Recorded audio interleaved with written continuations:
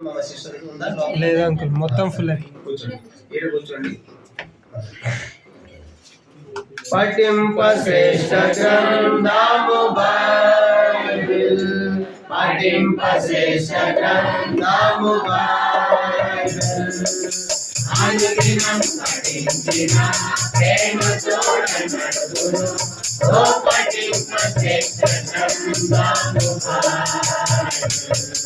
The best book to read is the Bible. The best book to read is the Bible. If you read every day, it will help you on the way. Oh, the best book to read is the Bible. दुनिया में सबसे प्यारी पुस्तक Bible, दुनिया में सबसे प्यारी पुस्तक बाइबल। पढ़ो तो उसको पढ़ो, जानने का कोई न हो। वो दुनिया में सबसे प्यारी पुस्तक Bible. The best book to read is the Bible. The best book to read is the Bible. If you read it every day, it will help you on the way. Oh, the best book to read is the Bible. మా ప్రియమైన మరి colony వాసులారా, ఈ రాత్రికాల సమయంలో మీ అందరికీ ప్రభువును రక్షకుడైన యేసుక్రీస్తు వారి పరిశుద్ధమైన నామములో మీ అందరికీ శుభాలు మరి వందనములు. క్రిస్మస్ మరియు నూతన సంవత్సర శుభాకాంక్షలు మరి ముందుగానే అడ్వాన్స్ గా తెలియజేస్తూ ఉన్నాం. ఇప్పుడే మేము బైబిల్ గురించి మరి దాదాపుగా 3 భాషల్లో మేము బైబిల్ గురించి పాడాము. ఎందుకంటే మాకు 3 భాషలు వచ్చు కాబట్టి. కానీ ప్రపంచంలో ఈ బైబిల్ 3000 అధికారికమైన భాషలో ప్రింట్ అయింది. తెలుగు, హిందీ, కన్నడ, గుజరాతీ, కన్నడ, మరాఠీ, బెంగాలీ ఇలా చూసామంటే సుమారుగా 3000 అధికారికమైన భాషలో ప్రింట్ అయింది. కొన్ని భాషలకు లిపి లేదు కనుక కోయా, లంబాడి, కెరుకుల వంటి భాషలు వాటికి కూడా లిపి లాంటి ఏర్పాటు చేసి తర్జుమాలు చేస్తున్నారు. అలా చూసామంటే మరొక 500 భాషలు, ఇన్ని వేల భాషల్లో ప్రింట్ అయిన గ్రంథము ప్రపంచంలో బైబిల్ తప్ప మరి ఏ పుస్తకము ఏ గ్రంథము లేదని ఈ రాత్రి మీకు తెలియజేస్తున్నాను. అంత మాత్రమే కాదు, మరి దేవుని యొక్క పరిశుద్ధ గ్రంథం బైబిల్ అనగానే చాలా మందికి ఉన్న అభిప్రాయం ఏంటంటే ఇదే క్రైస్తవుల మత గ్రంథము అనే అభిప్రాయం చాలా మందికి ఉంది. ఒకప్పుడు నేను కూడా అలాగే అనుకున్నాను. అని బైబిల్ అంతా చదివాను, ఎక్కడ కూడా క్రైస్తవ మతము అనే పేరు ఎక్కడ రాయబడలేదండి. విశ్వాసము, మార్గము అనే పదాలే మనం చూస్తాం. కానీ బైబిల్ అనేది ఇది మత గ్రంథం కాదు. మరి ఏంటిదంటే ఇది ఒక ప్రేమ లేఖ, ఇది ఒక లవ్ లెటర్. దేవుడు మానవుని ప్రేమించి రాసిన ఒక ఉత్తరం. అందుకే దేవుడు లోకముని ఎంతో ప్రేమించును అని రాయబడింది. కాబట్టి ఈ గ్రంథము దేవుని యొక్క ప్రేమను, దేవుని యొక్క లవ్ కనుక గాడ్స్ లవ్ తెలియజేస్తా ఉంది. కాబట్టి జాన్ గుటెన్బర్గ్ అనేటువంటి ఒక మహాభక్తుడు మరి ఈ గ్రంథాన్ని ప్రపంచం అంతటికి అందించాలి అనే ప్రయాసతో భూమి యొక్క అంతర్భాగానికి వెళ్ళి 700 సంవత్సరాలు శ్రమించి కనుగొన్నాడు ప్రింటింగ్ ప్రెస్, ముద్రణ యంత్రం, అచ్చు యంత్రం. దాని మీద తొలిసారిగా ప్రింట్ అయిన గ్రంథం కూడా బైబిలే. ఇప్పుడు దాదాపుగా మరి ప్రపంచంలో 500 కోట్ల కంటే ఎక్కువ అధికమైన భాషల్లో బైబిల్ ప్రింట్ చేయబడింది. అంత మాత్రమే కాదు, మరి ఈనాడు పేపర్లో రాశాడు, 1 నిమిషానికి ప్రపంచంలో 50 బైబిల్ కొంటున్నారు.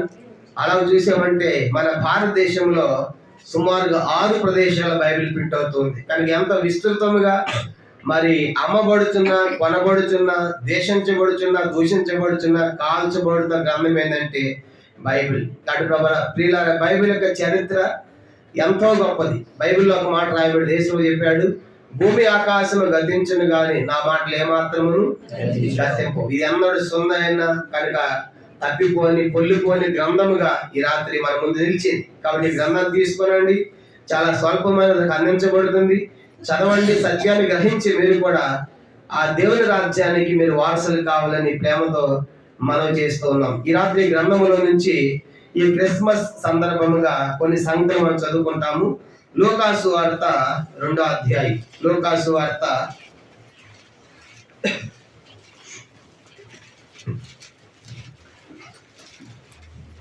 లూకాసు వార్త 2వ అధ్యాయం. లూకాసు వార్త 2వ అధ్యాయం 10-11 వచనాలు మనం చదువుకుంటాం. లూకాసు వార్త 2వ అధ్యాయము మరి 10వ వచనము అందరం కలిసి చదువుకుంటాం. లూకాసు వార్త 2:10 చదవండి. అయితే ఆ తర్వాత భయపడకుడి, ఎన్నో ప్రజలందరి కలుగు మహా సంతోషమైన స్వార్థ వారు నేను మీకు తెలియజేయుచున్నాను. చాలండి. గమనించామంటే ఈ రాత్రి క్రిస్మస్ గురించి ఒక 5 ప్రాముఖ్యమైన సంగతులు మీకు జ్ఞాపకం చేయాలని కోరుతున్నాం.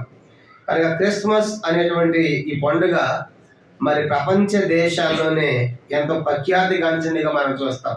సుమారుగా ప్రపంచంలో మరి 200 దేశాలు, సుమారుగా 180 నుంచి 200 దేశాల్లో ఈ పండుగ జరుగుతూ ఉంది. అంటే ఇలాంటి క్రిస్మస్ కూడికలు, ఇలాంటి వేడుకలు 200 దేశాల్లో సుమారుగా జరుగుతుందంటే ఇది ఒక సామాన్యమైన పండుగ కాదు. ఇది ఒక సాదా సీదా పండుగ కూడా కాదు. ఎందుకంటే కొన్ని పండుగలు ఆ రాష్ట్రానికి, ఆ జిల్లాలకు, ఆ దేశానికే పరిమితం అయితే, కొంతమంది పుట్టినరోజులు కూడా చూడండి కనుక ఆ ప్రాంతానికే పరిమితం అవుతాయి. ఉదాహరణగా మన జాతిపిత మహాత్మా గాంధీ గారు మన భారతదేశం స్వాతంత్రం తీసుకొచ్చాడు. గాంధీ జయంతి అని మన ఇండియా అంతా సెలవు ప్రకటిస్తారు. కారణం ఏంటంటే ఆయన మహాత్ముడు అని. కానీ గాంధీ గారి జయంతి భారతదేశం అంతా జరుపుకుంటారు, కానీ అమెరికాలో జరుపుకోరు. నేను చెప్పండి, ఆయన భారతదేశానికి మాత్రమే పరిమితమైన వ్యక్తి. ఎంత గొప్పవాడే కానీ మన భారతదేశానికి సంబంధించిన వ్యక్తి కాబట్టి భారతదేశం యావత్తు జరుపుకుంటుంది. అలా అమెరికాలో కూడా అబ్రహాం లింకన్ అనేటువంటి ఒక గొప్ప మహనీయుడు ఉన్నాడు. ఆయనకు అమెరికా దేశానికి ఎంతో గొప్ప సేవ చేశాడు. ఆయన జన్మదినం కూడా అమెరికా అంతా సెలవు ప్రకటిస్తారు. కానీ ఆయన యొక్క జన్మదినాన్ని ఇండియాలో, భారతదేశం మనం జరుపుకోం. ఎందుకంటే ఆయన మన దేశం సంబంధించిన వ్యక్తి కాదు కాబట్టి. అంటే మనకేం అర్థమవుతుంది, ఎంత గొప్ప మహాత్ములైన వారి జన్మదినాలు వారి దేశాలకు మాత్రమే పరిమితం. కానీ ఈ రాత్రి మరి యేసువారి జన్మదినము ఒక అమెరికాలో కాదు, ఒక ఇండియాలో కాదు, కనుక అలా ఆస్ట్రేలియాలో కాదు, కనుక ఎలా చూసాం ఒక లండన్లో కాదు, సుమారుగా 200 దేశాల్లో ఒక వ్యక్తి జన్మదినం జరగడం అనేది ఎంతో అద్భుతమైన సంగతి కదా. కాబట్టి ఇన్ని దేశాల్లో యేసు వారి జన్మదినం జరగడానికి విశేషమేంటి, ప్రత్యేకత ఏంటి అనేది రాత్రి మనం గమనించాలని ప్రేమతో మనం చేస్తూ ఉన్నాం. అలాగే క్రిస్మస్ అనేది ఒక సామాన్యమైన ఒక సాదా సీదా పండుగ కాదు. రెండోది, క్రిస్మస్ అనగానే చాలా మందికి ఏదో క్రైస్తవుల పండుగ కాబట్టి, డిసెంబర్ వచ్చింది కాబట్టి పాటలు పాడుతున్నారులే అని అనుకుంటున్నారు. కానీ బైబిల్లో రాయబడి రెండో సంగతి, క్రిస్మస్ అనేది కొందరికి కాదంటే అక్కడ రాయబడింది ప్రజలందరికీ కలుగబో అని మాట చూస్తాం. కానీ ప్రజలందరికంటే భూలోకంలో పుట్టిన ప్రతి మనిషికి కూడా, యావత్ మానవాళికి, వారు ఏ దేశమైనా, ఏ కులమైనా, ఏ ప్రాంతమైనా, కనుక ఏ తెగైనా సరే, ఏ ఖండమైనా సరే, మనిషిగా పుట్టిన ప్రతి ఒక్కరికి ఈ సంబంధించిందిగా ఈ క్రిస్మస్ అనే సంగతి మనకి తెలియచేయబడతా ఉంది. అందుకే అపోస్తలుల కార్యం 10:36లో యేసు క్రీస్తు అందరికీ ప్రభువై ఉన్నాడు. కాబట్టి క్రిస్మస్ అనే పండుగ ఇది క్రైస్తవులకు మాత్రమే కాదు, రెండవది ఇది యావత్ మానవాళి, మనుషులందరికీ అనే విషయం కూడా మనం తెలుసుకోవాలి. ఇంకా తర్వాత మూడవది, క్రిస్మస్ అనే పండుగ అదే లూకాసు వార్త 2వ అధ్యాయం 10లో చూస్తాం. ఇది మహా సంతోషాన్ని కలిగించేటువంటి వార్త. కాబట్టి మహా సంతోషం అంటే కనుక మామూలు సంతోషం వేరే, మహా సంతోషం వేరే. సంతోషం వేరే, మహా సంతోషం వేరే. కనుక ఎందుకు మహా సంతోషం అంటే, ఒక మహాత్ముడు ఆకాశమును, భూమిని, అందరి సర్వాన్ని, సమస్తాన్ని సృజించినటువంటి ఆ దేవుడు ఈ భూలోకానికి ఒక సామాన్యమైనగా మనిషిగా దిగి రావటమే ఇది ఒక మహా అద్భుతంగా మనకి జ్ఞాపకం చేయబడతా ఉంది. కానీ మహాత్ముడు భూమి మీదకి రావడం అనేది ఇది మహా సంతోషాన్ని కలిగించే వార్తగా మనం చూస్తాం. మేము విశాఖపట్నంలో సేవ చేసినప్పుడు ఒక ఆయన వారి ఇంట్లో ఒక పెద్ద ఫోటో పెట్టుకున్నాడు. ఎలాగ లోపలికి, అన్న ఎవరు తెలుసా అన్నారు. కొత్తగా నేను విశాఖపట్నం, నాకేం తెలుస్తుంది, తెలియదని చెప్పండి అన్నారు. ఈయన ఎవరో తెలుసా, మా ఎంపీ అన్నాడు. ఇంకా మా ఎమ్మెల్యే అన్నాడు. అంటే ఆ ప్రాంతానికి చెందిన ఎంపీలు, ఎమ్మెల్యేలు ఫోటో ఉంటే వాళ్ళకి ఎంత సంతోషం అండి. నిజంగా వాళ్ళు రియల్గా వాళ్ళ ఇంటికి వచ్చారనుకోండి, ఇంకెంత సంతోషం ఉంటుంది. మా ఇంటికి ఎంపీ వచ్చాడు కాబట్టి, మా ఇంటికి ఎమ్మెల్యే వచ్చాడు కనుక తెల్లారి పొద్దున్న న్యూస్ పేపర్లో కనుక ప్రకటన నిండిపోతాయి. ఎంత సంతోషం. ఒక ప్రాంతానికి సంబంధించిన, ఒక నియోజకవర్గానికి సంబంధించిన ఎమ్మెల్యే, ఎంపీలు వస్తే మనకు సంతోషం అయితే, మరి ఆకాశమును, భూమిని, సముద్రమును, అందరి సమస్తాన్ని మాట గల మహత్యం నిర్మించిన ఆ దేవుడు భూమి మీదకి దిగి రావటం అనేది ఇది గొప్ప సంతోషం కాదా? అందుకే ఇది మహా సంతోషాన్ని కలిగించే వార్త. 4వది క్రిస్మస్ అనేది అక్కడే రాయబడింది. ఇది సువర్తమానము. ఏంటంటే 4వది అంటే ఇది మంచి వార్త. చెప్పండి, ఏంటంటే ఈ వార్త ఇది లోకంలో ఎన్నో వార్తలు మనం వింటాం. కొన్ని వార్తలు మనకు సంతోషం కలిగజేస్తాయి, కొన్ని వార్తలు మనకి దుఃఖాన్ని బాధను కలిగజేస్తాయి. మెట్టుకు మేము తీసుకొచ్చిన ఈ వార్త ఇది మంచి వార్త, సువార్తమానం. ఏంటి మంచి వార్త అంటే మనుషులందరూ కూడా పాపంలో ఉన్నారు కాబట్టి ఈ పాపాన్ని తొలగించడానికి ఒక దేవుడే దిగి వచ్చాడు, మానవుడు దిగి వచ్చాడు. కాబట్టి అంటే మన శిక్ష పొందడానికి, మనకు బదులుగా, మనకు మారుగా, మనకు ప్రతిగా చనిపోవడానికి వచ్చాడు. కాబట్టి మన శిక్షను తొలగిస్తున్నాడు. కాబట్టి ఇది మనకెంతో మంచి వార్త, మనకనగా యావత్ మానవాళికి కూడా. కానీ క్రిస్మస్ అనేది ఇది మంచి సువర్తమానం అనే విషయం కూడా మనకు తెలియజేయబడుతుంది. 5వది ఆఖరిది క్రిస్మస్ అనేది మత్తయి సువార్త 2వ అధ్యాయం 10వ వచనంలో రాయబడింది. మత్తయి 2:10లో అది ఆ యొక్క జ్ఞానులు ఆ ఇంటిలోనికి వెళ్ళి అత్యానంద భరితులు అని చూస్తాం. క్రిస్మస్ అనేది ఆనందము కాదంట. ఏంటంటే ఇది అత్యానందం, అధికానందం, అమితానందం. కాబట్టి ఏం కారణం అంటే వాళ్ళు యేసును చూశారు, యేసును కలుసుకోవటం, యేసును ఆరాధించడం, యేసును పూజించడం అనేది వాళ్ళ జీవితాలు ధన్యమైపోయినాయి. అందుకే వాళ్ళ గురించి రాయబడింది, వాళ్ళు అది చూసిన తర్వాత అత్యానంద భరితులై తిరిగి వెళ్ళారని రాయబడింది. కాబట్టి క్రిస్మస్ అనేది ఇది ఆనందం కాదు. కనుక బహుశా అనుకోవచ్చు ఈ డిసెంబర్ నెల మాత్రమే అనుకోవచ్చు. యేసు వచ్చే సంతోషం, ఆనందము ఎల్లప్పుడూ ఉండేది. యోహాను సువార్త 16:22లో రాయబడింది, ఈ సంతోషం ఎవడదు మీ వద్ద నుండి తీసివేయలేడు అని చెప్పాడు. యోహాను సువార్త 14:27 ప్రభు చెప్పాడు, నా శాంతిని, నా సమాధానం మీకు అనుగ్రహించి వెళ్ళిస్తున్న, లోకమిస్తున్నట్టుగా కాదు. కాబట్టి ఈ రాత్రి ఇది ఎల్లప్పుడూ ఉండేది. ఎవరు తీసినట్టు యొక్క ఆనందము ఈ రాత్రి మీరు కూడా పొందాలంటే ఈ క్రిస్మస్ అనేటువంటి సంగతి ఏంటి? రాత్రి కొన్ని విషయాలు మీకు జ్ఞాపకం చేయాలని కోరుతున్నాం. ప్రేమతో మీరు ఆలోచించి మీరు కూడా ఈ గొప్ప సంతోషాన్ని మీరు పొందాలని ప్రేమతో మనం చేస్తూ ఉన్నాం. కాబట్టి క్రిస్మస్ అనేది ఇది ఆనందం కాదు, అత్యానందం కలిగించేదిగా దేవుని యొక్క వాక్యంలో మనం చూస్తాం. కాబట్టి ఏంటి క్రిస్మస్ అనేది ఒక మాట చెప్పాలంటే ఆకాశమును, భూమిని, సముద్రమును, అందరి సర్వాన్ని కలిగిసిన మానవుడు లోకాన్ని చూసినప్పుడు లోకమంతా చెడిపోయింది, పాడైపోయింది, పాపముతో నింపబడింది. ఒక మాట చెప్పాలంటే 1 రాజులు 8:46లో రాయబడింది, పాపము చేయని వాడు ఒక్కడూ లేడు.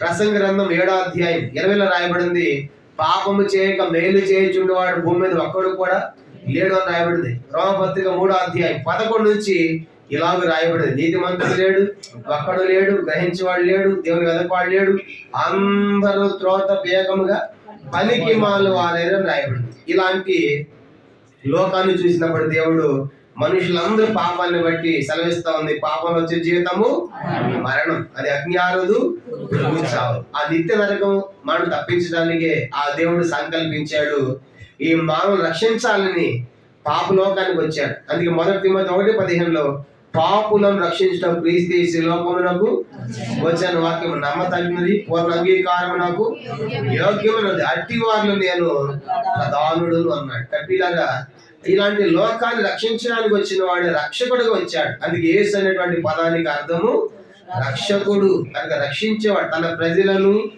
వారి పాపముల నుండి ఆయనే రక్షించను కాబట్టి ఆయనకు యేసు అనే పేరు పెట్టబడింది. కానీ యేసు ఈ రాత్రి యేసు అంటే మతాన్ని స్థాపించేవాడు కాదు, యేసు అంటే రక్షించేవాడు, పాపముల నుండి రక్షించేవాడు.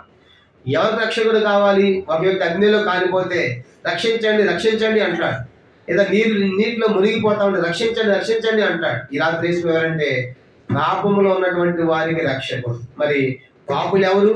బైబిల్ సెలవిస్తా ఉంది, రోమపత్రిక 3వ అధ్యాయం 23 రాయబడింది, ఏ భేదమును లేదు, అందరూ పాపము చేసి పొందలేకపోతున్నారు. అందరూ పాపం చేశారు, పాపము లేనివాడు లేడు, పాపం చేయని ఒక్కడు లేడు. కానీ ఈ రాత్రి ఇలాంటి పాపము మానవాళ్ళు మనం రక్షించడానికే ఆ దేవాదేవుడి భూమి మీద దిగి వచ్చిన ఆ శుభవేళే, మానవుడు దేవుణ్ణి కలుసుకున్న ఆ శుభవేళే క్రిస్మస్ గా ఈ రాత్రి మీరు తెలియజేస్తా ఉన్నాం. ఎందుకంటే మనుషులందరూ కూడా ఏ మతంలో ఉన్నా దేవుని దగ్గరికి వెళ్ళాలి, దేవుని కలుసుకోవాలనే ప్రయత్నాలు ప్రతి మనుషులు కొనసాగుతున్నాయి. మంచిదే, కానీ మనిషి దేవుని దగ్గరికి వెళ్ళడానికి ఎన్నో ప్రయత్నాలు చేస్తా ఉన్నాడు. కనుక పుణ్యం సంపాదించుకొని దేవుని కలుసుకోవచ్చని అన్నదానాలు, భూదానాలు, గోదానాలు, నేత్రదానాలు, చివరికి రక్తదానాలు కూడా చేస్తా ఉన్నారు. మంచిదే, అవన్నీ కూడా మంచి కార్యాలు, పుణ్య కార్యాలు, ధర్మ కార్యాలు చేయాల్సిందే.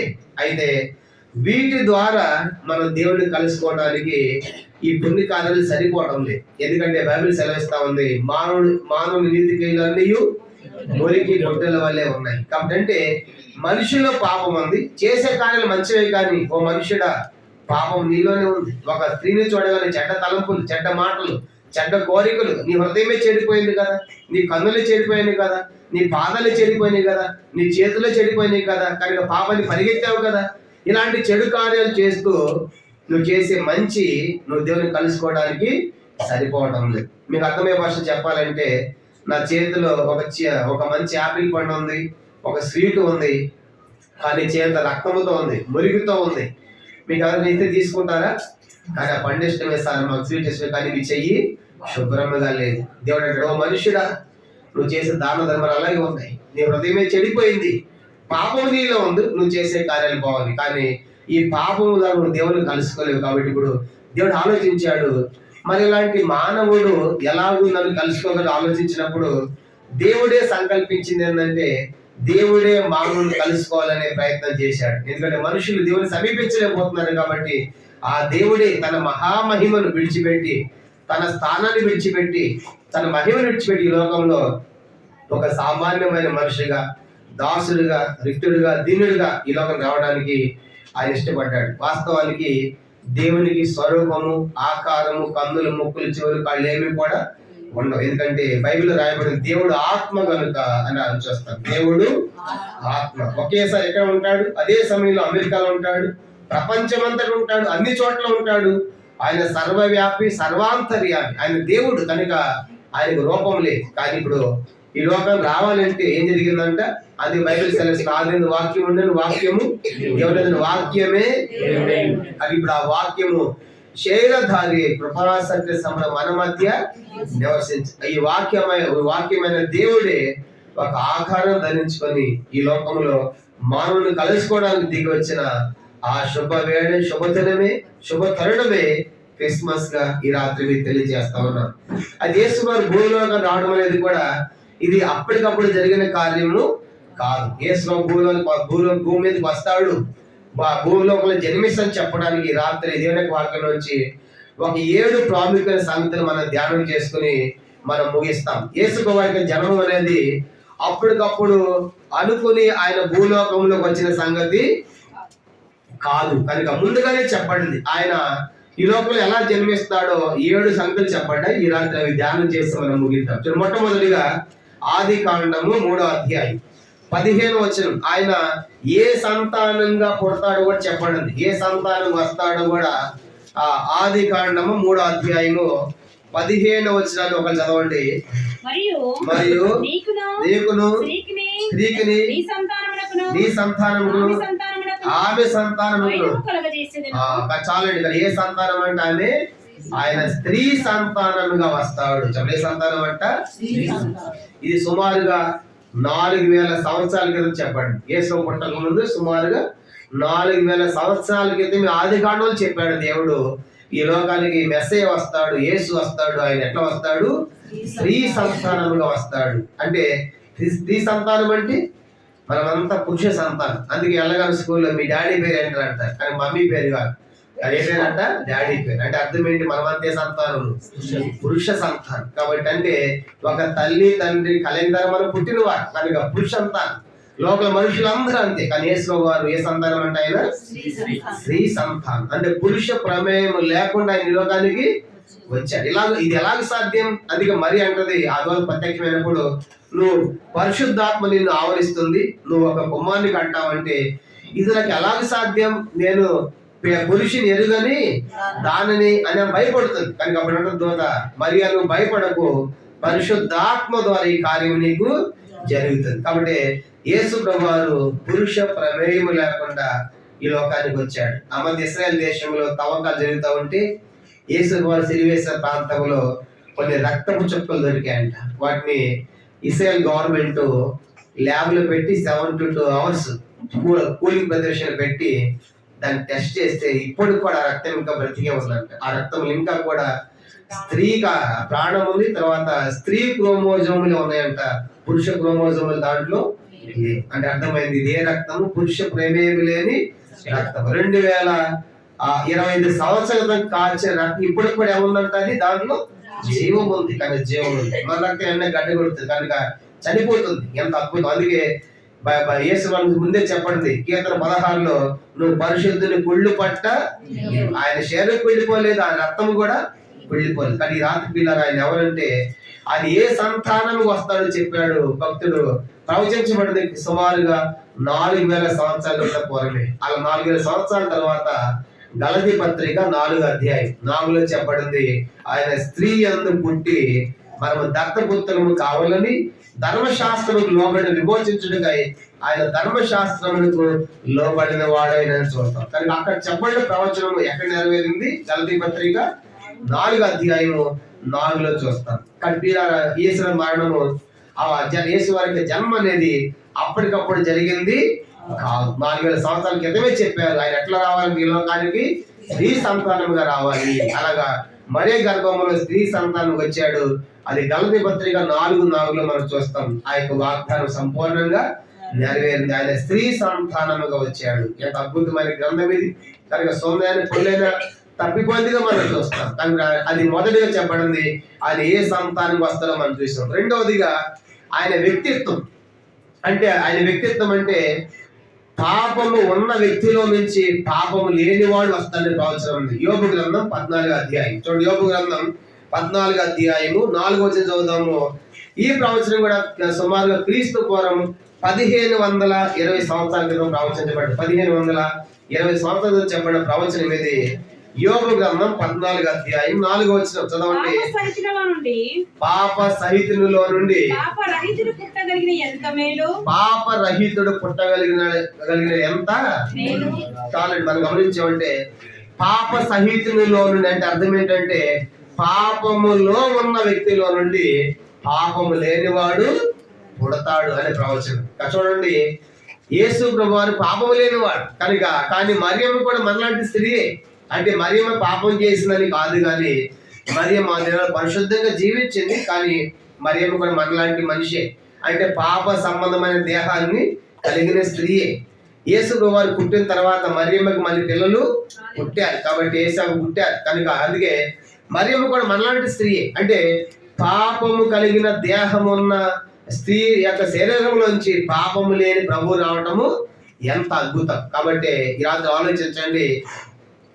ఇది రెండో ప్రవచనంగా మనం చూస్తాం. ఆయన వ్యక్తిత్వం ఏంటంటే పాపం ఉన్న వ్యక్తిలో నుంచి పాపము లేనివాడు, అంటే పాప సహితులలో నుండి పాప రహితుడు, పాపం లేనివాడిగా ఈ లోకానికి వస్తాడనే ప్రవచనం క్రీస్తు పూర్వము 1520 సంవత్సరాలు చెప్పబడింది. ఇది ఎక్కడ నెరవేరింది? లూకాసు వార్త 1వ అధ్యాయం. లూకాసు వార్త 1వ అధ్యాయము 36వ వచనంలో ఇక్కడ మనం చూస్తాం. లూకాసు వార్త 1వ అధ్యాయం 36. పుట్టబోవు శిశువు పరిశుద్ధుడై దేవుని కుమారుడు అనబడును అని చూస్తాం. కానీ పుట్టిన తర్వాత ఆ దూత చెప్తుంది, ఆ పుట్టబోయే శిశువు ఎట్లా ఉంటాడు? ఆయన పరిశుద్ధుడిగా పుడతాడు, దేవుని కుమారుడిగా పుడతాడు. కానీ యేసు ఈ లోకానికి ఎట్లా వచ్చాడు? ఆయన పరిశుద్ధుడిగా వచ్చాడు. అందుకే ఆయన జన్మంలో కానీ జీవితంలో కానీ ఏ పాపము కూడా లేదు. కనుక అందుకని నాలో పాపం మీరు ఎవడు స్థాపిస్తాడని చెప్పాడు. కనిపిల్లారి రాత్రి రెండో ప్రవచనం ఏంటంటే ఆయన వ్యక్తిత్వం ఎలా వస్తాడంటే పాపం ఉన్న వ్యక్తిలో నుంచి పాపం లేనివాడిగా వస్తాడని ప్రవచనము యోబు భక్తుడు ప్రవచించాడు. మనం చూస్తాం యోబు గ్రంథంలో క్రీస్తు పూర్వం 1520 సంవత్సరాల క్రితం. అది లూకాసు వార్త 1వ అధ్యాయం 36వ వచనం నెరవేరింది. ఇది రెండవ సంగతిగా మనం చూస్తాం. ఇక మూడో విషయం మనం చూసినప్పుడు ఆయన ఏ గర్భములో వస్తాడో కూడా చెప్పండి. కనుక ఆయన ఏ గర్భములో పుడతాడంట? యెషయా గ్రంథం 7వ అధ్యాయం చూడండి. యెషయా గ్రంథం 7వ అధ్యాయము 14వ వచనం మనం చూసినప్పుడు 740 క్రీస్తు పూర్వము 740వ సంవత్సరం ప్రవచించబడింది. ఆయన ఏ గర్భంలో కూడా వస్తాడని కూడా ముందే చెప్పారు. చదవండి యెషయా గ్రంథం 7:14. కాబట్టి తానే ఒక సూచన మీకు చూపును, ఆలకించుడి. కన్యక గర్భవతి అయి కుమారుని కని చాలండి. కనుక ఏ గర్భం అంట? కన్య గర్భము. ఆయన కన్య గర్భములో వస్తాడు. అంటే ఏ గర్భంలో వస్తాడు కూడా ముందే చెప్పారు భక్తులు, కానీ ప్రవచించారు భక్తులైన వారు. ఆయన కన్యక గర్భంలో వస్తాడు కనుక కన్యక కుమారుని కంటుంది. కన్యక ఎలా కంటుంది కుమారుని? కనుక కానీ వివాహం అయ్యేవాళ్ళు కదా, పరిశుద్ధాత్మ ద్వారా కొంటుంది అనే అనే ఒక సంగతి మనం చూస్తాం. అలాగున కన్య గర్భం వస్తాయని చెప్పబడింది. ఇది క్రీస్తు పూర్వం 740 సంవత్సరాలు చెప్పిన ప్రవచనం ఇది. ఇది ఎక్కడ నెరవేరిందంటే మత్తయి సువార్త 1వ అధ్యాయం 22వ వచనంలో ఈ ప్రవచనం నెరవేరింది. మత్తయి సువార్త 1వ అధ్యాయము 22వ వచనం చదువుతాము. ఇదిగో కన్యక గర్భవతి అయి కుమారుని కనును, ఆయనకి ఇమ్మానుయేలు అని పేరు పెట్టుదురు. గమనించమంటే ఏ గర్భం అంటే ఇదిగో కన్య గర్భవతి కుమారుడు. యెషయా గ్రంథంలో చెప్పిన ప్రవచనము ఎక్కడ నెరవేరింది కాదు. ఇప్పుడు మత్తయి సువార్త 1:21లో చూస్తాము. ఆయన కన్య గర్భముగానే వచ్చాడు, కన్య గర్భములోనే పుట్టినట్టుగా మనం చూస్తాం. బైబిల్ గ్రంథము ఎంత అద్భుతమైన గ్రంథం, ఎంత నెక్కించగల గ్రంథం. చెప్పింది చెప్పినట్టుగా జరుగుతుంది కాబట్టి ఎంత అద్భుతమైంది. కాబట్టి ఆయన ఏ గర్భం కూడా మనం చూస్తాము. ఇది 3వది. 4 చూసామంటే ఆయన ఏ గోత్రంలో వస్తాడో కూడా చెప్పడం. ఈయన 4వ సంగతి ఆయన గోత్రం. కానీ ఏ గోత్రంలో వస్తాడు? ఆది కాండము 49వ అధ్యాయం. ఆది కాండం 49వ అధ్యాయము 10వ వచనం. ఇది క్రీస్తు పూర్వము 1689 సంవత్సరాలు చెప్పండి. క్రీస్తు పూర్వం 1689 సంవత్సరాల క్రితం చెప్పారు. ఆయన ఏ వంశం అంట? ఆది కాండం 49:10. షిలోహు వచ్చే వరకు యోధా యుద్ధ నుండి దండము తొలగదు, అతని కాళ్ళ మధ్య నుండి రాజదండము తొలగదు, ప్రజలు అతనికి విధేయులై ఉందరు. కనుక యోధాలో రాజదండం, రాజు వస్తాడు, రాజు రాజదండం ఉంటుంది. ఏ గోత్రం అంటది? యోధా గోత్రం. కాబట్టి ఎంత అద్భుతంగా చెప్పారు. కనుక ఆయన యోధా గోత్రములోనే పుట్టాడు. ఈ ప్రవచనం కూడా క్రీస్తు పూర్వం మరి మనం గమనించాలంటే 1689 సంవత్సరాలు ప్రవచించారు ఆయన యోధా గోత్రంలో పుడతాడని. అది ఎక్కడ నెరవేరింది? మత్తయి సువార్త 1వ అధ్యాయం 16-17 వచనాలు చూస్తాము. మత్తయి సువార్త 1వ అధ్యాయం 16-17 వచనాలు. యాకోబు మరియా యాకోబు భర్త అయిన మరియా యోసేపును కనెను. ఆమె యందు క్రీస్తు అనబడిన యేసు పుట్టెను. ఇట్లు అబ్రహాము మొదలుకొని దావీదు వరకు తరములన్నీ 14 తరములు. దావీదు మొదలుకొని యూదులు బబులోనుకు కొనిపోబడిన కాలము వరకు 14. గమనించమంటే ఆయన యోధా గోత్రముగా దావీదులో నుంచి వస్తాడు. కనుక ఆయన ఎక్కడి నుంచి రావాలంట? దావీదు. అందుకే మత్తయి 1:1లో అబ్రహాం కుమారుడు దావీదు కుమారుడు యేసుక్రీస్తు వంశాలు. కాబట్టి ఆయన ఏ గోత్రముకు వస్తాడని చెప్పారు. మత్తయి 1వ చదవండి. మత్తయి సువార్త 1వ అధ్యాయం 6వ వచనం. యెషయా రాజైన దావీదును కనెను. ఆమె యందు దావీదు సొలొమోనును కనెను. అలాగే మనం గమనించామంటే అది ఏ గోత్రం అంట? యోధా గోత్రం. కాబట్టి ముందే చెప్పారు ఆయన యోధా గోత్రం పుడతాడని. అలాగే జరిగింది. ఆయన యోధా గోత్రంలో వచ్చాడు. ఇది ఎన్నో సంగతి? ఇది 4.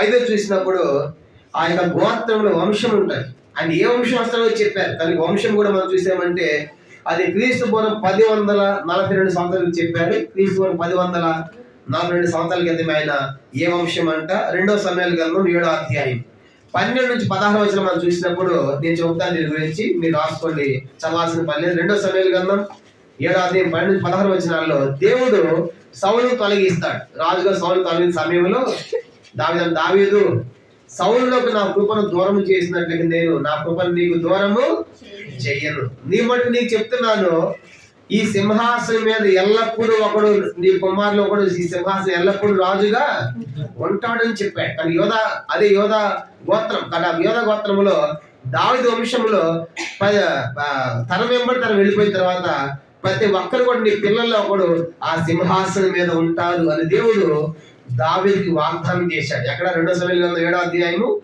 12-16 వచనాల్లో నేను సౌలును తొలగించాను, నా మాట వినలేదని, కానీ నీకు పుట్టిన పిల్లలు కూడా భవిష్యత్తులో తప్పులు చేసినప్పటికి కూడా నేను వాళ్ళని తొలగించను. ఎందుకు? నీకేం చేస్తున్నా? నేను వాగ్దానం చేసిన వాడు నమ్మదగిన వాడు. కాబట్టి ఆ పిల్లలు తప్పు చేసినప్పుడు కూడా నేను దండిస్తాను, కానీ సింహాసనం నుండి నేను వాళ్ళని తప్పించిన దేవుడు దావీదుకు వాగ్దానం చేస్తాను. అందుకే దావీదు ఆ గోత్రాలు వెళ్ళిపోయారు కదా, 10 గోత్రాలు పైకి వెళ్ళిపోయినాయి రెహబాం టైంలో. దాని ఉత్తరాజ్యం అన్నారు. కింద 2 గోత్రాలు వెళ్ళిపోయిందంట, దక్షిణ రాజ్యం అన్నారు. పైన 10 గోత్రాలకి 19 మంది రాజులు వచ్చారు, కింద 2 గోత్రాలకి 20 మంది రాజులు వచ్చారు. పైన 10 గోత్రాలకి మొదటి రాజధాని షెకెము, ఆ తర్వాత తిర్సా, ఆ తర్వాత షోమ్రోనుగా స్థిరపడింది. తర్వాత వాళ్ళంతా అష్షూరుకి చెరలోకి వెళ్ళిపోతారు. కింద 2 గోత్రాలకి రాజధాని యెరూషలేముగా ఉంది. 20 మంది రాజులు వచ్చారు. ఆ తర్వాత వీళ్ళు కూడా బబులోను చెరలోనికి వెళ్ళిపోతారు. ఈ 20 మంది రాజుల్లో కూడా వీళ్ళంతా 20 మంది రాజులంతా ఎవరంటే దావీదు యొక్క సంతానమే. కనుక ఎందుకు తప్పులు చేసినప్పుడు కూడా దేవుడు వాళ్ళు ఎందుకు ఇచ్చిపెట్టాడంటే, మీ నాయన చూసి వదిలిపెడుతున్నా. ఒకసారి అంటాం కదా, వదిలిపెట్టనండి, వాళ్ళ తల్లిని చూసి వాళ్ళ తండ్రిని చూసి అంటారు కదా. అదొక గ్రామం. ఆ గ్రామంలో 2 అన్నదమ్ములు ఉన్నారండి. 2 అన్నదమ్ములు ఉన్నారు. ఇద్దరు కూడా సేమ్ కమల పిల్లలు అనమాట. కమల పిల్లలు అంటారు, ట్విన్స్ అంటారు, అమ్మడాలు అంటారు, రకరకాల భాషలు ఒక్కో ప్రాంతానికి ఒక దగ్గర. కాబట్టి కొన్ని ప్రాంతాలు కమల పిల్లలు అంటారు, కొన్ని ప్రాంతాలు అమ్మడాలని పిలుస్తారు, ఇంగ్లీష్ ట్విన్స్ అంటారు. సేమ్ ఒకేలాగా ఉంటారు అనమాట. కనుక ఇద్దరు కూడా చూస్తా ఉంటే కొన్నిసార్లు పోలికలు గుర్తుపట్టలేం, ఎవడు పెద్దవాడు ఎవడు చిన్నవాడు. అలాగ ఒక తండ్రికి 2 పుట్టారు. 2 పుట్టి ఒకడేమో డాక్టర్ అయ్యాడు. డాక్టర్ బాగా చదువుకున్నాడు కనుక పెద్ద ఉద్యోగంలో చేరాడు. కనుక ఉన్నతమైన స్థాయికి వెళ్ళాడు. డాక్టర్ పదవి చేస్తూ మంచి పేరు సంపాదించాడు. వాడు పుట్టినటువంటి మరొకడు ఏం చేశాడంటే, వాడు తాగుబోతు అయ్యాడు, పేకాట జోదగాడు అయిపోయాడు, లోపల తిరిగి చెడిపోయాడు. ఎన్నోసార్లు గొడవలు తెస్తా ఉండేవాడు. ఎవడు? ఈ తాగినటువంటి తమ్ముడు. ఆ ఊళ్ళో వాళ్ళని చేశాడంటే, పోనీరా వాళ్ళని ఎవరు? డాక్టర్. డాక్టర్ మొహం చూసి మనం ఏం చేద్దాము? వదిలిపెట్టాలి. అట్లా ఎన్నోసార్లు గొడవలు తెస్తామంటే పాపం డాక్టర్ గారి మొహాన్ని చూసి తమ్ముడు విడిచిపెట్టాడు. చివరికి ఒక రోజు పేకాట ఆడుతూ ఉన్నారు. కనుక ఆ ఊరి చివరి పొలిమేరల్లో ఆడుతూ ఉంటే ఆ పేకాటలో వీడి డబ్బులన్నీ పోయినాయి, డాక్టర్ డబ్బులన్నీ కూడా. ఆ కోపంతో కత్తి తీసుకుని వాడు పొడి చేశాడు. నా డబ్బులన్నీ పోయినాయి అని పొడి చేస్తూ ఉంటే ఆ యొక్క దేహం అంతా, షర్ట్ అంతా రక్తంతో నింపబడింది. కనుక చుట్టుపక్కల అందరూ చేయాలి, కూని హత్య వాడు పట్టుకొని అంటా ఉండి ఎంట పడతా ఉంటే వాడు పరిగెత్తుకుని వస్తున్నాడు, తప్పించుకోవాలని చేశాడు. ఇంట్లో వచ్చేసాడు. రాగానే ఇంట్లో అన్నయ్య ఉన్నాడు. ఈ ఇంట్లో ఈ అవతారం అంతా, ఈ రక్తం అంతా ఏంటి అనగానే ఆయన డోర్ వేసేసాడు. లోపల ఇంట్లో ఈ రాగానే తమ్ముడు రాగానే డోర్ వేసి అడుగుతున్నాడు ఏం జరిగిందంటే, అన్నయ్యకి అర్థమైపోయింది. వాళ్ళు డోర్ కొడతా వాడు తీయండి, కూని హత్య కనుక కూని కూడా డోర్ తీయండి డోర్ కొడతా ఉంటే లోన అన్నయ్యకి అర్థమైపోయింది, వీడు ఎవరినో చంపి వచ్చాడు. వెంటనే అన్న ఏం చేశాడంటే ఆ తమ్ముడి యొక్క ఎర్రని యొక్క వస్త్రాలు, కనుక ఆదేశ వస్త్రాలు అన్నయ్య వేసుకున్నాడు. అన్నయ్య యొక్క డాక్టర్ వస్త్రాలు ఎవరికి వేసాడు? తమ్ముడికి వేసాడు. తమ్ముడికి వేసి అప్పుడు చెప్పాడు. కనుక వెంటనే డోర్ తీశాడు. కానీ ఇప్పుడు ఆ కోపం మీద అర్థమైపోయింది, చంపింది ఎవడు? ఈ ఎర్ర వస్త్రాలు వేసుకున్నవాడు అనుకున్నారు. వచ్చి కొడుతున్నారు, ఈడ్చుకెళ్తున్నారు. కనుక ఈడ్చుకెళ్ళిపోతున్నారు. లోపల తమ్ముడు అనుకుంటున్నాడు, మా అన్నయ్య డాక్టర్ కాబట్టి ఎక్కడైనా విడిపించుకుని బయటికి వస్తాడులే అనుకున్నాడు. అలాగూ కేసు అయింది, పోలీసులు తీసుకెళ్ళిపోయారు. ఆ తర్వాత జడ్జి గారి ముందు నిలబెట్టారు కోర్టులో. అయిన తర్వాత నీ చివరి కోరిక ఏంటి అని అడిగారు. కనుక ఎంత చేసామంటా ఉంటే అన్నయ్య అంటే ఇప్పుడు ఆ జడ్జి గారి ముందు చెప్పాలంటే తమ్ముడు అన్నట్లు అంటే వస్త్రం వేసుకున్నాడుగా, మౌనం వహించాడు. అప్పుడు జడ్జి గారు మౌనం వహించాడు కాబట్టి అతనికి ఏంటి? ఉరి శిక్ష విధిస్తామని చెప్పాడు. అప్పుడు నీ చివరి కోరిక ఏంటంటే, నాకు ఒక చిన్న పోస్ట్ కార్డు కావాలి. కనుక ఆ లెటర్ తీసుకొచ్చారు. ఇచ్చిన దాని మీద ఎలా రాశాడు, నీ ప్రియమైన అన్నయ్య రాయనది ఏమనగా, ఇన్నాళ్ళు ఎన్నోసార్లు హత్య చేశావు, మానభంగాలు చేశావు, దొంగతనాలు చేశావు, విడిపించానురా. చివరికి హత్య కూడా చేసావు, మనుషులు కూడా చంపుతున్నావు. కాబట్టి ఇన్నాళ్ళు నా స్థానాన్ని బట్టి విడిపించబడ్డావు. ఇప్పుడు ఆ వస్త్రాలు నీకు ఇచ్చాను. ఇక మళ్ళా చంపేవాడి నీకు వస్త్రాలు ఇచ్చేవాడు ఎవడు కూడా ఉన్నాడు. ఇట్లు నీ ప్రేమైన అన్నయ్య ఆ వస్త్రాలు జాగ్రత్తగా కాపాడుకో అంటే అర్థమైన నీకు ఏ తప్పు కూడా చేయవు అని పోస్ట్ కార్డు వేశాడు. అన్నయ్య ఊరు తీశారు. ఈ పోస్ట్ కార్డు తమ్ముడు చేరింది. కనుక పిల్లల్ని చదువుకుంటాడు. అయ్యో అన్నయ్య నేను కదా పరిగెత్తుకుని ఇచ్చాడు. కనుక కోర్టుకు వచ్చేస్తున్నాడు. మరుస్తారు, అయ్యో ఆయన కాదే చంపి నేనయ్య అంటా ఉంటే జడ్జి గారు అన్నారు, అయిపోయింది, నీ శిక్ష ఆయన భరించాడు. కాబట్టి ఇక నువ్వు జాగ్రత్తగా బ్రతుకుపో. కాబట్టి తప్పు చేసిన తమ్ముడు అయితే శిక్ష పొందింది ఎవరు చెప్పండి? అన్నయ్య. కనుక ఇదే 2025 సంవత్సరాల కలువరిశిలో జరిగింది. యావత్ మనుషులందరూ కూడా పాపడుతుండగా యేసు ప్రభువారు మన స్థానాన్ని, మన అతికిని బట్టి ఆయన గాయపరచబడ్డాడు, మన దోషాలను బట్టి నలుగొట్టబడ్డాడు. మన సమాన శిక్ష ఆయన మీద పడింది. ఆయన పొందిన దెబ్బల చేత మనకు స్వస్థత. కాబట్టి పిల్లలు రాత్రి అలా యేసు ప్రభువారు శిలువలో మనుషులందరి యొక్క పాపాన్ని ఆయన మోసుకొని పోయాడు. అందుకే లోక పాపను మోసుకొని పోవు దేవుని బలి కలిగి లోకానికి వచ్చాడు. అలాగే దావీదు చెప్పాడు కదా, దావీదు నిన్ను బట్టి నీ పిల్లలు పెడతానని చెప్పి. అలాగనే ఆయన యోధ వంశంలో, దావీదు యోధ గోత్రంలో వచ్చాడు, దావీదు యొక్క వంశంలో వచ్చాడు. అలాగనే జరిగింది. ఇంకా ఆరో సంగతి చూసామంటే ఆయన ఏ ఊర్లో పుడతాడో కూడా చెప్పాడు. మీకా గ్రంథం 5వ అధ్యాయం. యేసు ప్రభు వారు ఎక్కడ పుడతాడో కూడా ఊరి పేరు కూడా చెప్పారు. ఊరి పేరు చూడండి, మీకా గ్రంథం 5వ అధ్యాయం 2వ వచనం. క్రీస్తు పూర్వము 750లో చెప్పారు. క్రీస్తు పూర్వం 750లో ఆయన ఏ ఊర్లో నుంచి వస్తారో కూడా చెప్పారు. మీకా గ్రంథం 5వ అధ్యాయం 2వ వచనం. బెత్లెహేము ఎఫ్రాతా యోదావారి కుటుంబములలో నీవు స్వల్ప గ్రామమైనను నా కొరకు ఇశ్రాయేలీయులను ఏలబోవాడు నీలో నుండి వచ్చును. చాలా గమనించండి, ఏ ప్రాంతం అది? బెత్లెహేము. చెప్పండి, ఏంటంటే ఎవరంటే అది బెత్లెహేములో పుడతాడు. కనుక బెత్లెహేం అనేది యెరూషలేముకి చాలా సమీపమైంది. ఒక మాట చెప్పాలంటే ప్రపంచానికి అది సెంటర్, నాభి లాంటిది, కేంద్రం. ప్రపంచం అంతటి కూడా సెంట్రల్ పాయింట్ ఏంటంటే యెరూషలేం. కానీ యేసు పుట్టిన ప్రదేశము ప్రపంచం అంతా సెంటర్ అన్నమాట. ఎందుకంటే మధ్యలో పుట్టాలంటే నేను అందరికీ ప్రభువును, దేవుడే ఉన్నాను. కానీ ఈ రాత్రి ఆలోచించండి, ఆయన పుట్టే ఊరు కూడా ముందే చెప్పారు. ఎక్కడ జరిగింది అది? లూకాసు వార్త 2వ అధ్యాయం 11వ వచనం చూడండి. లూకాసు వార్త 2వ అధ్యాయం 11వ వచనంలో ఆయన ఏ ఊర్లో పుడతానని చెప్పారు. అలాగనే జరిగింది. లూకాసు వార్త 2వ అధ్యాయం 11వ వచనం. దావీదు పట్టణమందు రక్షణ పుట్టి ఉన్నాడు, ఈయన ప్రభువైన క్రీస్తు.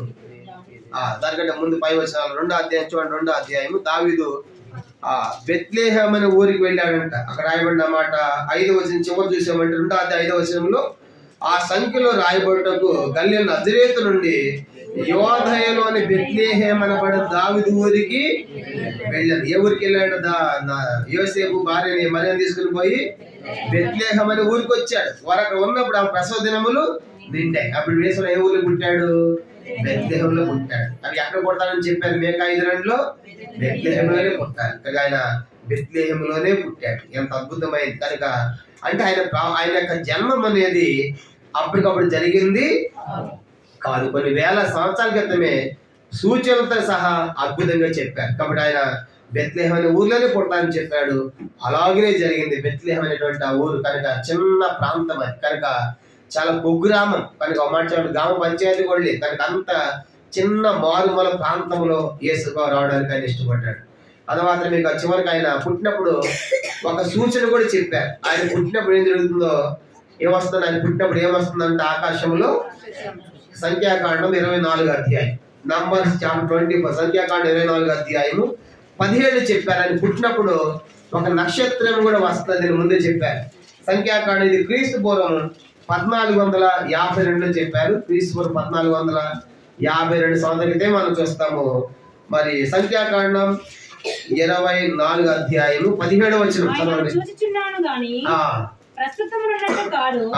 ఆయనను చూచుచున్నాను గాని 24:17 సంఖ్యాకాండం 24:17 నక్షత్రము యాకోబులో ఉదయించు అని చూస్తాం. కానీ నక్షత్రం ఎక్కడ రావాలంట? యాకోబు పేరేంటి? ఇశ్రాయేల్. మారింది కాబట్టి ఆ ఇశ్రాయేల్ వస్తుంది. కాబట్టి నక్షత్రం వస్తుంది. అది పుట్టినప్పుడు ఏమొస్తుందంట? నక్షత్రం వచ్చిందా? మత్తయి సువార్త 2వ అధ్యాయం 2వ వచనంలో యూదులాదుగా పుట్టినవాడు ఎక్కడ ఉన్నాడు? మేము ఆయన నక్షత్రము చూసి ఆయనను పూజింప. ఏ నక్షత్రం అంటే ఇది? ఆయన నక్షత్రం. ఏ నక్షత్రము? ఆయన కోసం పుట్టింది. కనుక ఆయన ప్రవచనం చెప్పారు కదా నక్షత్రం పుట్టాలని. ఇప్పుడు నీ నక్షత్రము ఇది ఆయన నక్షత్రముగా చూస్తాం. కాబట్టి అలాగనే జరిగింది. కనుక యేసు పుట్టినప్పుడు నక్షత్రం వచ్చింది ఆ ఆకాశంలో. మనం చూసినప్పుడు మరి గొల్లలైన వారికి ఏమో దూత వచ్చింది. చదువులేదు కాబట్టి వెంటనే చెప్పింది. వెంటనే పోయి కలుసుకున్నారు. మరి జ్ఞానులు బాగా హైటెక్, బీటెక్, లోటెక్ అన్ని ఉంటాయి కాబట్టి వాళ్ళు వెంటనే నమ్మరు. దూతపత్రిక ఇలాగుందగా ప్రవచనాలు ఉంటారు కాబట్టి ఆ ప్రవచనాల ప్రకారం మీరు కొండని చెప్పేసి ఆ జ్ఞానులు తరచి పరిష్కారం తెలుసుకున్నారంట.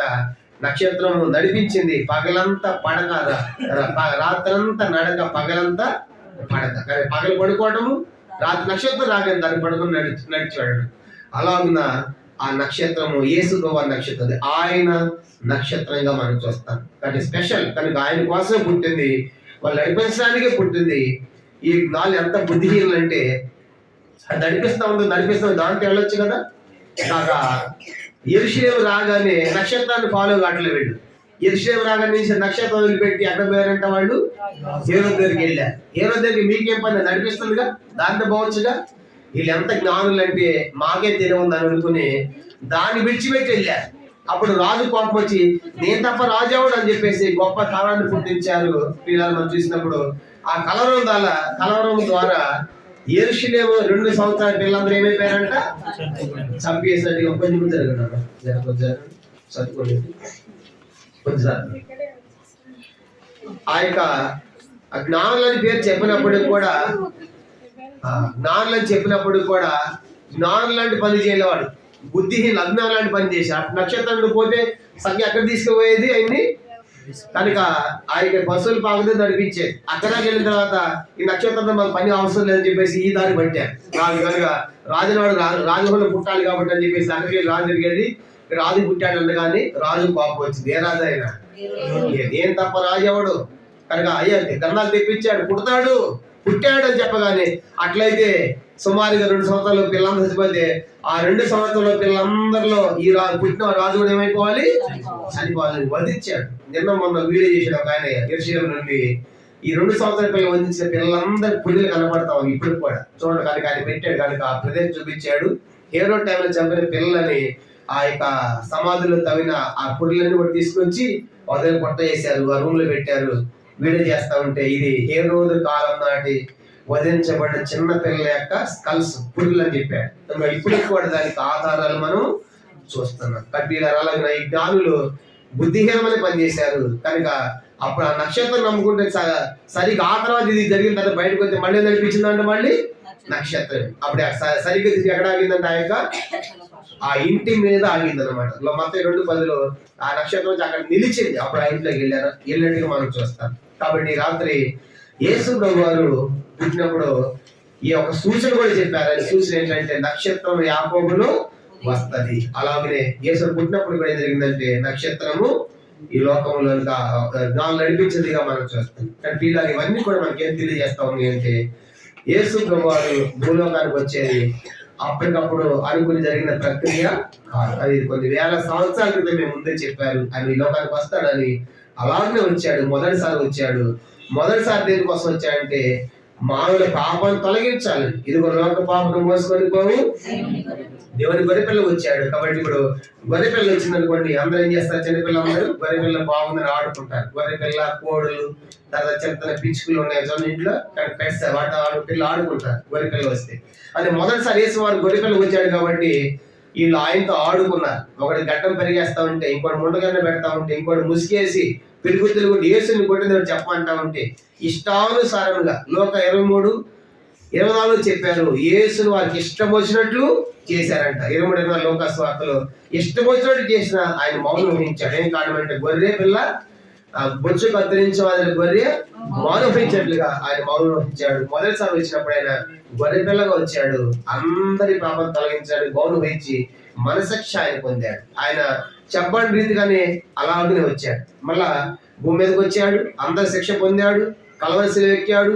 తల్ల ముండెక్కాడు. పాదహస్తాలు మేకులు ప్రక్కల బలి ద్వారా ఇవంతా దున్నబడి రక్తం కార్చి చనిపోయి సమాధి చేయబడి ఆ సమాధిలో 3 రోజులు పెట్టారు. మళ్ళా లేచాడు. ఆయన భూమి మీద 40 దినాలు ఉన్నాడు. శిష్యులు కనపడ్డాడు. మీరందరూ చెప్పండి అని చెప్పాడు. ఆ తర్వాత అందరూ చూస్తూ ఉండగా అపోస్తలుల మొదటి 9-11 వచనాల్లో అందరూ చూస్తుండగా ఆయన అలాగా మేఘాల మీద ఆరోహణమై వెళ్ళిపోయాడు. అప్పుడు అందరూ చూస్తా ఉంటే దూతలు వచ్చి అంటారు, ఎందుకు ఎలా చూస్తున్నాడు?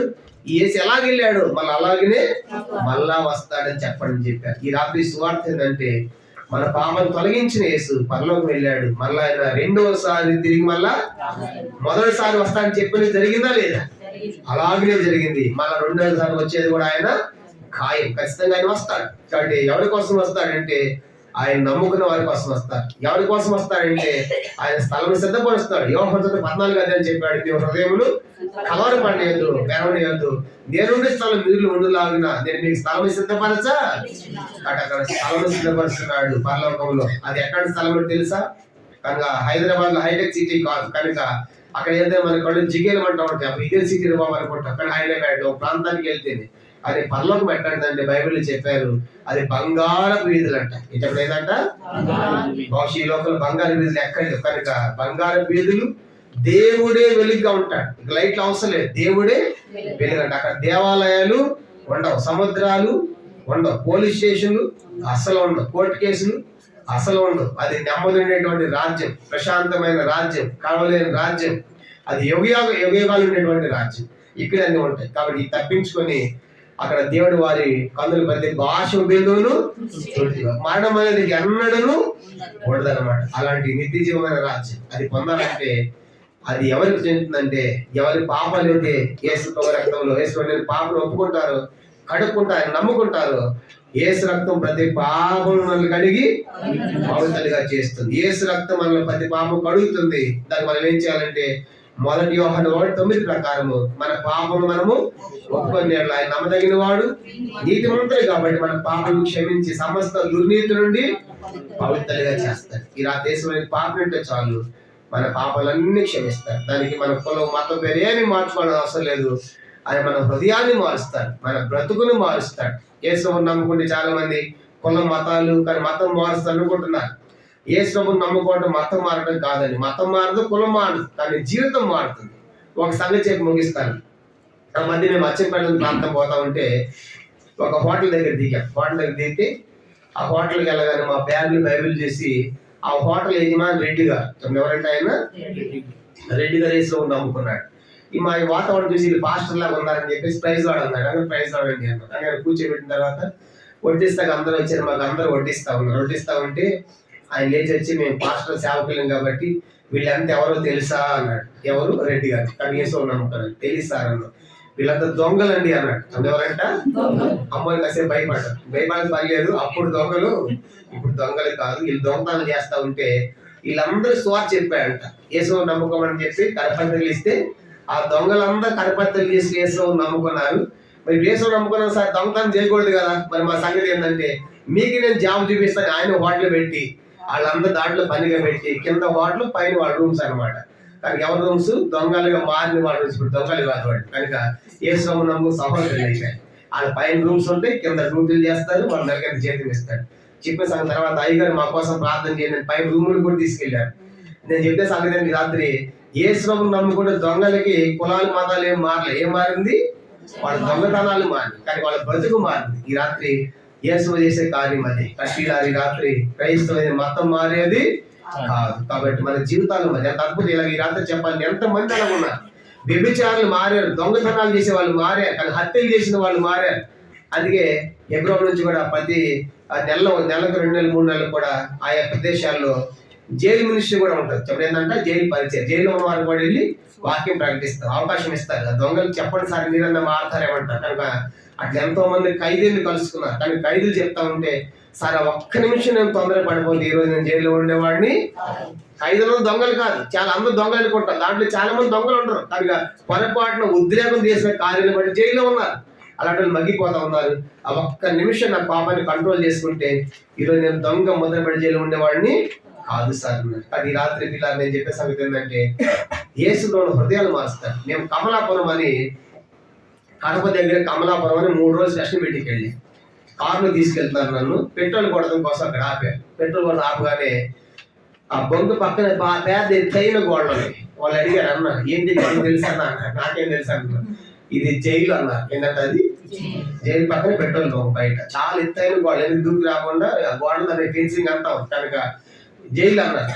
తర్వాత పెట్రోల్ బంక్ లో పెట్రోల్ కొట్టే వాళ్ళు ఎవరో తెలుసా అన్నారు. ఎవరంటే జైల్లో నుంచి వచ్చిన దొంగలి. అంటే వాళ్ళ ప్రవర్తన చూసి వీళ్ళు నిజంగా అసలు దొంగలు కాదు, ఏదో ఉద్రేకంతో పొరపాటుతో చేసి పశ్చాత్తాపడతా ఉంటే దాన్ని చూసి తక్కువ శిక్ష విధించి అది అయిపోయిన తర్వాత వాళ్ళు ఉద్యోగాలు కల్పించారు, వాళ్ళు ఉద్యోగాలు చేస్తున్నారు. అని చెప్పే సంగతి ఏంటంటే ఇలా దేశం నమ్ముకుంటే ఏం మారుతుంది చెప్పండి? దొంగలు మారుతున్నారు. కాబట్టి ఈ రాత్రి నీ జీవితం అంతా మార్చేస్తాడు. నీ ఎంత ఘోర పాపమైనా సరే యేసు నేను పాపనంటే నీకు పరిపూర్ణమైన శాంతిని ఇస్తాడు, సమాధానం ఇస్తాడు, నెమ్మది ఇస్తాడు. చాలా మంది యేసు నమ్ముకుంటే మాకు బిల్డింగ్ వస్తుందా, ఉద్యోగాలు వస్తాయా, డబ్బులు ఇస్తారా, ఇవన్నీ మేమే ఇవ్వలేదు కనుక ఇవన్నీ పరలోకం యేసు ఇస్తాడు. ఎన్నిటికి మించిందండి ఈ రాత్రి ఈ శాంతి సంతోషం పొందాలంటే ఈ రాత్రి యేసు నేను పాపని చిన్న ప్రార్థన చేస్తే నీ గొప్ప రక్షణ ఇవ్వాలని కోరుతున్నాడు. ఆయన వచ్చిన ఉద్దేశం ఏంటంటే మానవులను రక్షించాలని. కానీ ఈ రాత్రికి ఎంతకాలం పాపంలో ఉంటాం, ఎంతకాలం నా సంగతి ఎవరికి తెలియదు అనుకుంటాం. ఒకరోజు మన సంగతులన్నీ బయటపడతాయి. ఎందుకంటే బైబిల్ సెలవిస్తా ఉంది, మనం చేసిన క్రియలన్నీ అది మంచివైనా సరే చెడ్డవైనా సరే మనం అందరం ఒకరోజు క్రీస్తు న్యాయపీఠం ప్రత్యక్షము కావాలని 2 Corinthians 5:10 చెప్పాడు. మంచివైనా సరే చెడ్డవైనా సరే ఒకరోజు దేవుడి ముందు అవన్నీ ఓపెన్ అవుతా ఉంటాయి. ఇది చేశాను, ఇది నేను చేశానని చెప్పేసి ఆ రోజు రొమ్ము పట్టుకుంటాం, ఏడుస్తాం, కేకలేస్తాం. ఎవరికైనా మన సంగతి ఎక్కడ తెలిసింది అనుకోండి, నీకు కూడా తెలిసిందా అని ఎంత ఫీల్ అయిపోతా ఉంటాం. ఆ రోజు నీకు తెలియటం కాదు, మొత్తం స్క్రీన్ లాగా మొత్తం బట్ట బయలైపోతా ఉంటుంది. నువ్వు మర్చిపోయావు కానీ అది మర్చిపోవాలి రికార్డు. చూసారా, కొన్నిసార్లు పెళ్లికి వెళ్ళినప్పుడు ఎప్పుడో పెళ్లికి వెళ్ళావు, ఇప్పుడు చూస్తా ఉంటే అది అప్పుడు నేను వెళ్ళానా, ఇల్లు నీకు ఇప్పుడు అనిపిస్తా ఉంటుంది. అది మర్చిపోయావు కానీ కొన్ని సంవత్సరాలు అయిపోయింది.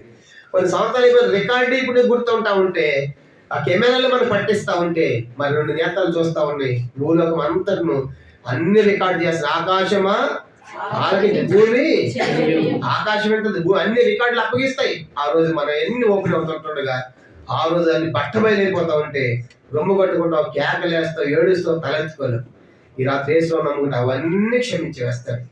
పడవకి ఎంత దూరం అంతా దూరపరుస్తాడు. మన పాపాలను సముద్ర అగాధములో వేస్తాడు. కానీ కారణం ఏంటంటే మన పాపాలను సిగ్గుపాలు చేయాలని కాదు కానీ మనం క్షమించాలనే కోరుతున్నారు. కానీ ఈ రాత్రి మెట్టుకు యేసులో నేను పాపను చిన్న ప్రార్థన చేస్తే ప్రభుని గొప్ప రక్షణ ఇస్తారు. కాబట్టి నేడే ప్రభు దేశం విశ్వాసం ఉంచండి, అప్పుడు మీరు మీ ఇంటి వారి గొప్ప ఆత్మరక్షణ పొందారు. ప్రభు యొక్క వాక్యాన్ని దీవించదు కాక. ఒక చిన్న పాట మనం పాడుకుంటాం.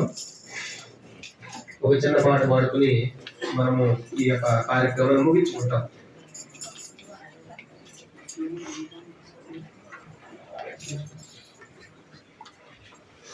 పాట సంఖ్య 33, తెలుగుని హృదయ ద్వారము నేడే అనే పాట మనం పాడుకుని ముగించుకుంటాము.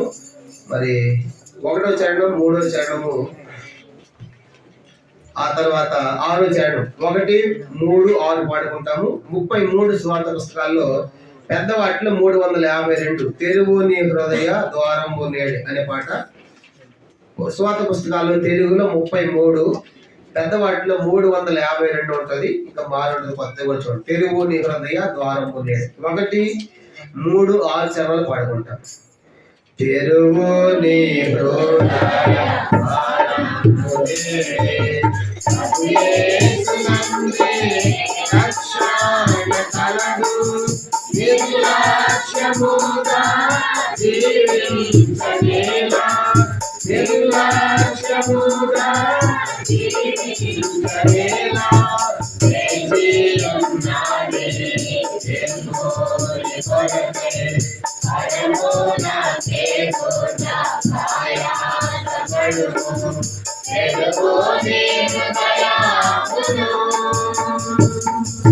జన్మముతోనే ఆపేది నీవు, నీతి మంతుడే లేడు. జన్మముతోనే ఆపేది నీవు, నీతి మంతుడే లేడు.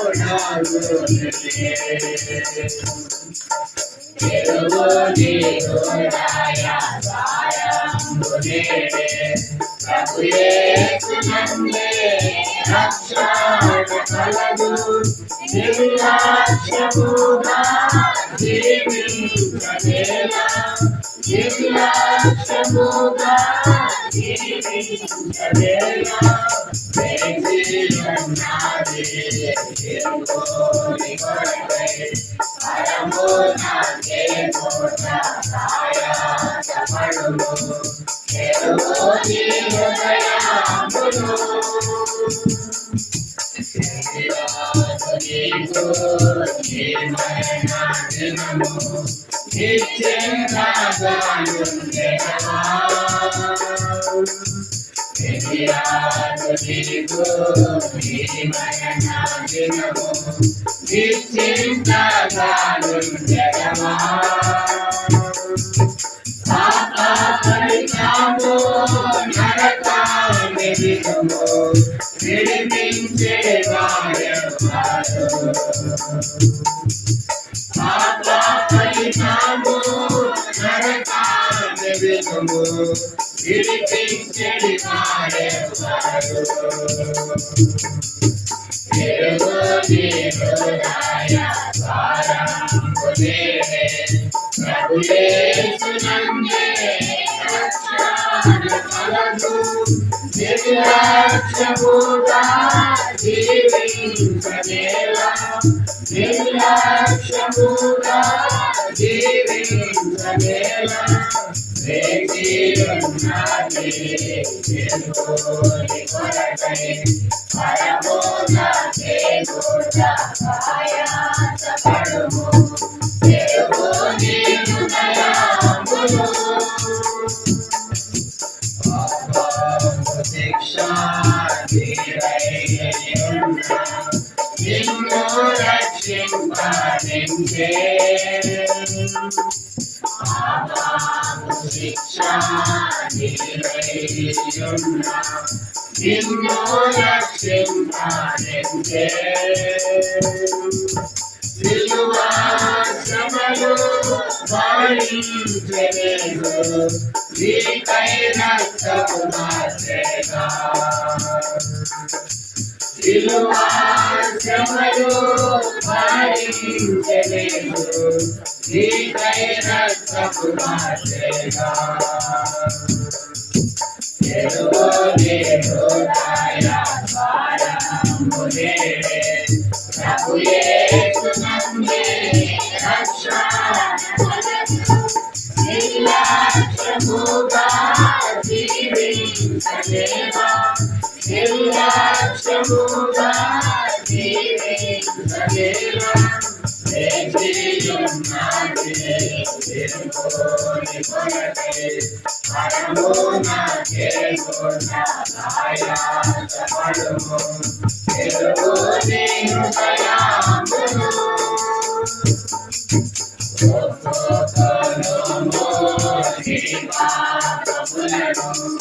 అపరాధి నందు వేడు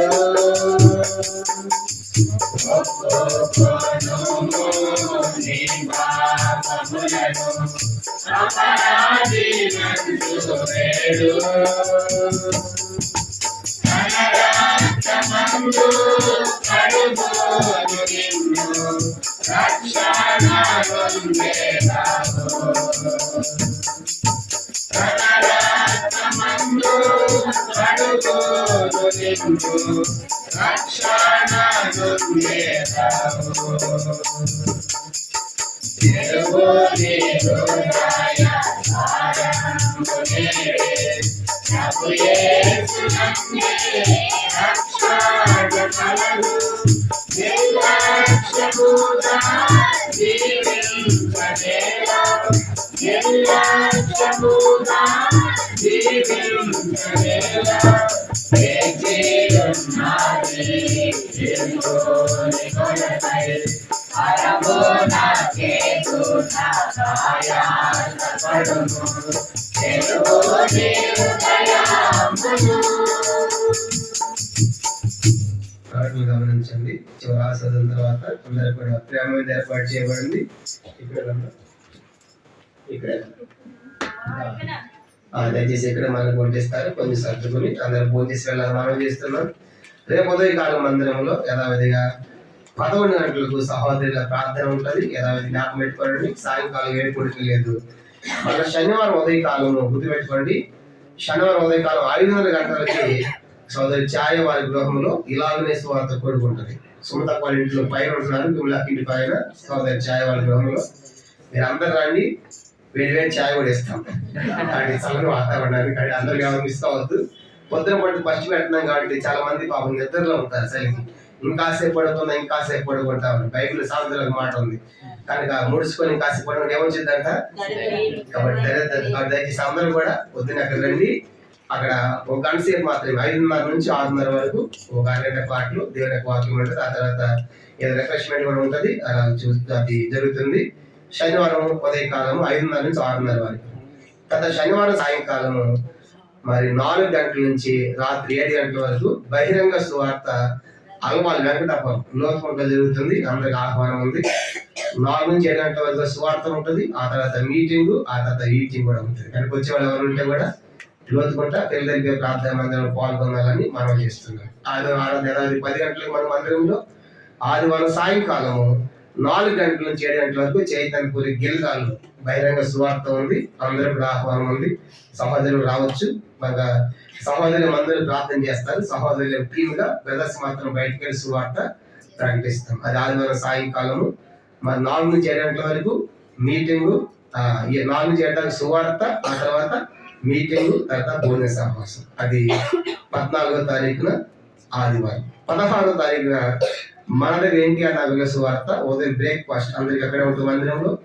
8 గంటల నుంచి మధ్యాహ్నం 2 గంటల వరకు. ఆ తర్వాత భోజనంతో మన యొక్క సువార్త ముగించబడుతుంది. అలాగిన 19వ తారీఖున బొల్లెపల్లి సువార్త కూడిక బహిరంగ సువార్త జరుగుతుంది. బొల్లెపల్లి దానికోసం ప్రార్థన చేయండి. 20వ తారీఖున సింగరేణి కాలనీలో కూడా ఉదయకాలం 7 గంటల నుంచి 10 గంటల వరకు అక్కడ బహిరంగ సువార్త, వాటి కూడా ప్రార్థన చేయండి. ఇవి జరిగేటువంటి కార్యక్రమాలు.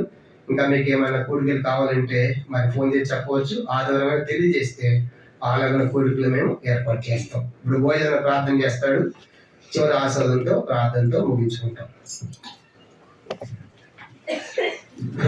మా తండ్రి, పరిశుద్ధుడైన మా దేవ, జీవము గల దేవ, జీవాన్ని బట్టి మీకు వందనాలు, స్తోత్రాలు, స్తుతులు చెల్లిస్తున్నాం తండ్రి. ఈరోజు ఈ సాయంకాల సమయం సహోదరి సోమం గారి గృహంలో మీరు మాకు వినిపించని సువార్త కూడికను బట్టి మీకు వందనాలు, స్తోత్రాలు చెల్లిస్తున్నాం తండ్రి. మీ దాసం ద్వారా లేఖనాలను బట్టి మీకు వినిపించిన లేఖనాలను బట్టి వందనాలు, స్తోత్రాలు. నైనా లూకా సువార్త 2వ అధ్యాయము 10వ వచనాన్ని బట్టి మీకు వందనాలు, స్తోత్రాలు చెల్లిస్తున్నాం తండ్రి.